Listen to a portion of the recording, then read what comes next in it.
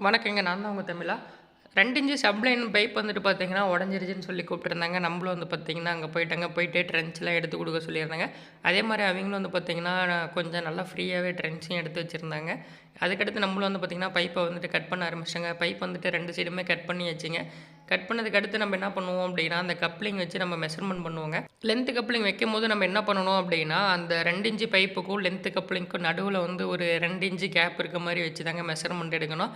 அதேபோல அந்த length coupling வந்துட்டு நீங்க வச்சிருக்கக்கூடிய பைப்ல வந்துட்டு எவ்வளோ வரைக்கும் உள்ள ஏறுது அப்படிங்கிறதையும் வந்துட்டு பார்த்தீங்கன்னா, செக் பண்ணிக்கோங்க. அதுக்கடுத்து என்ன பண்றோம் அப்படின்னா, அந்த சைடு வந்துட்டு பைப்லேயே ஒரு கப்ளிங் இருந்ததுனால பேஸ்ட் பண்ணிப்போங்க.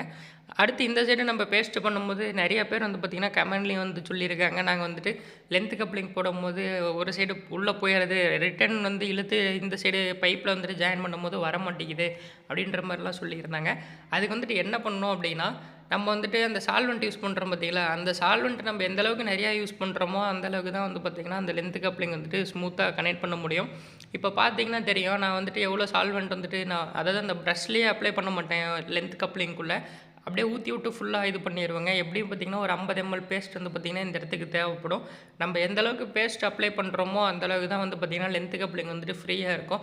இதே வந்துட்டு ரொம்ப பழைய பைப்லாம் இருந்ததுன்னா, அதாவது 2 1/2 இன்ச்சு, 3 இன்ச்சு பைப்லாம் இருந்ததுன்னா, இன்னும் கொஞ்சம் பேஸ்ட் தான் எக்ஸஸா தேவைப்படும். வீடியோ பிடிச்சிருந்தா லைக் பண்ணுங்க, சப்ஸ்கிரைப் பண்ணி சப்போர்ட் பண்ணுங்க. நெக்ஸ்ட் வீடியோல இன்னொரு சூப்பர் ஐடியாவோட சந்திப்போம். இதுதான் உங்க தமிழா.